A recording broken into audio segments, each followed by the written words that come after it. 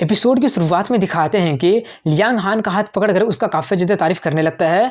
तभी हान उससे अपना हाथ छुड़ाकर कहता है कि मैं कोई गॉड नहीं हूँ, मेरा नाम शू हान है और ये एक्सप्लेन करो कि आखिर यहाँ पर चल क्या रहा है। वो बताता है कि किसी ने इंटरनेट पर ये पोस्ट कर दिया है कि यहाँ पर बहुत ही सारा सीक्रेट फ्रूट्स, मॉन्स्टर और भी बहुत ही सारा कीमती कीमती खजाना निकलने वाला है, इसलिए यहाँ का हालत ऐसा हो गया है। ये सुनकर वो कहता है क्या किसी ने इंटरनेट पर पोस्ट कर दिया है? अगर उसे पता था कि यहाँ पर ऐसा कुछ होने वाला है तो उसने खुद ही इसका एडवांटेज क्यों नहीं लिया, बल्कि सबको बता क्यों दिया। इतना बोलकर वो सोचते हैं कि लगता है कि सच में मेरा चॉइस इस वर्ल्ड के डेस्टिनी को बदल रहा है।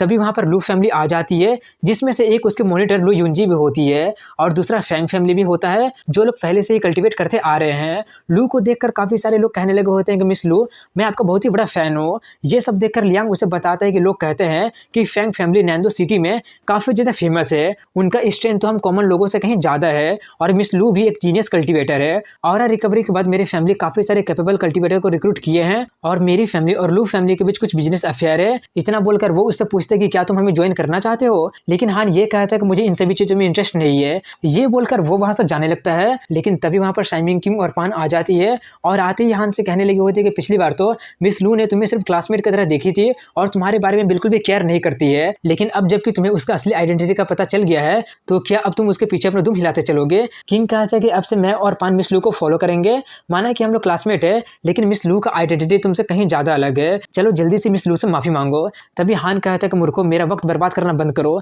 ये सुनकर वो तीनों के तीनों थोड़ा सा चौंक जाते हैं और उसी वक्त लियांग हंसने लगता है और कहता है कि मुझे माफ करना, मैं बस अपने हंसी कंट्रोल नहीं कर पाया था। और हान से कहता है कि तुम उसको फॉलोवर्स को इडियट कह रहे हो, तुम तो सच में मुझे इंटरटेन करने में बिल्कुल भी नहीं चुकते हो। हान कहता है कि मेरे पास उनके साथ बर्बाद करने के लिए वक्त नहीं है, इसलिए मैं उन्हें तुम पर छोड़ रहा हूँ। ये बोलकर वो वहां से चला जाता है। ये देखकर पान कहते हैं क्या हम जाकर उसे सबक सिखा दें? लू कहती है जाने दो उसे, तब तक इंतजार करो जब उसे हमारे असली स्ट्रेंथ के बारे में पता चलता है। उसे ये पता चलना चाहिए कि कुछ चीज लक से ठीक नहीं हो सकती है। इतना बोलकर वो चिल्लाने लगी होती है कि मैं कभी भी पब्लिक में ऐसे इग्नोर नहीं की गई हूँ, हमारा बिजनेस अभी खत्म नहीं हुआ है, तुम जब आओगे तब बताती हूँ। तभी वहां पर फैंग फैमिली का फैंग जेन्यू आकर कहता है कि वो बच्चा तो सिर्फ एक कॉकरोच है, जिसे ये नहीं पता कि वो कितना ऊपर उड़ रहा है। माउंटेन में एंटर करने के बाद मैं उसे मारने में तुम्हारा हेल्प कर सकता हूँ। ये सुनकर वो कहते हैं कि ये मेरा बिजनेस है, इसलिए तुम इसमें इंटरफेयर मत करो, मैं उसे संभाल सकती हूँ। ये बोलकर वो वहां से जाने लगती है। ये देखकर वो कह रहा होता है कि मुझे सिर्फ वो होली ट्रेजर को पाने दो, उसके बाद तुम मेरे सामने नील डाउन करोगी। और उसके पीछे जो बुढ़ा होता है वो उससे पूछता है कि आखिर सीक्रेट खजाना लेने का प्लान क्या है। वो कहते हैं कि फैंग गोंगजी और पूरा का पूरा फैमिली उसे संभाल लेंगे, यहाँ का सीक्रेट ट्रेजर आपके लिए बिल्कुल सही है। इसके बाद 3 दिन बीत जाता है और हान एक पत्थर पर बैठकर कल्टीवेट करते हुए सोच रहा होता है कि नांदो सिटी का जिंक्सी कैनन सबसे बेस्ट जगह है।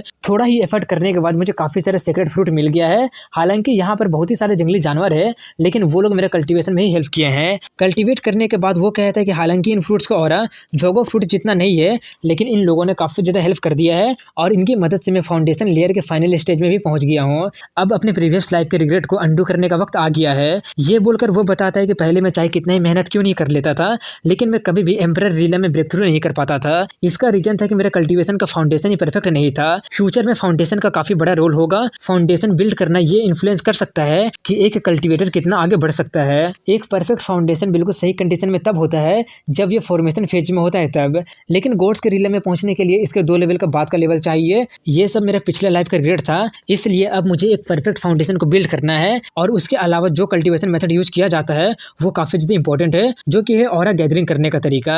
ये टेक्निक मरे हुए जानवरों पर यूज किया जाता है, इसके लिए उसका आंखों में घुरने की जरूरत है। ये बोलकर वो सब ऑब्जर्व करने लगता है और सोचता है कि ये टेक्निक काफी ज्यादा सिंपल है, इसका यूज करके ये ब्लड और बोन्स में से ऑरा को ऑब्जर्व कर लेगा और उसे एक तरह के ऑरा में बदल देगा। जितना ज्यादा कल्टीवेशन हाई लेवल का होगा उतना ही ज्यादा स्ट्रॉन्गर बीस्ट को ऑब्जर्व किया जा सकता है। इसके बाद एक दिन और बीत जाता है और हान को एक मिस्टीरियस स्पिरिट फल मिलता है, जो कि झोगो फल से 3 लेवल कम का होता है, लेकिन कुछ ना होने से कुछ होना अच्छा होता है, इसलिए वो उसे ले लेता है। लेकिन तभी कोई उस पर हमला कर देता है, लेकिन हान उसे डॉज करते हुए कहता है आखिर कौन हो तुम? वो बताता है कि मैं लोंग बाउतियान हूँ, तुम्हारा रिएक्शन स्पीड सच में काफी ज्यादा अच्छा है कि तुमने मेरे अटैक को अवॉइड कर दिया है और मेरा सोर्स तुम्हें मारने में फेल हो गया। तुम्हारे हाथ में जो सीक्रेट फ्रूट है उसे मुझे दे दो, मैं अभी अच्छे मूड में हूँ, इसलिए तुम्हें जिंदा छोड़ दूंगा। हान उसका नाम को लेकर उसका मजाक उड़ा देता है ये सुनकर उसका दिमाग खराब हो जाता है और वो अपने बंदे को रॉकेट लॉन्चर को रेडी करने के लिए कहता है। ये देखकर हान सोचता है तो ये इस तरह के वेपन से लोगों को मार रहा है, वैसे भी मुझे अपने प्रोग्रेस को चेक करना है। कुछ कल्टीवेटर्स तो इस वेपन के अटैक को भी होल्ड नहीं कर सकते हैं। तभी वो दोनों उस पर अटैक कर देते हैं,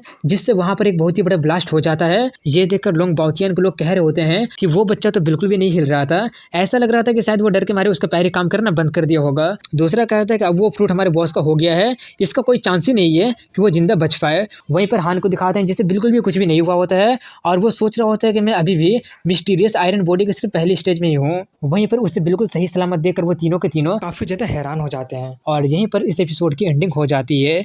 वीडियो के आखिरी तक बने रहने के लिए आप सभी लोगों का धन्यवाद दोस्तों।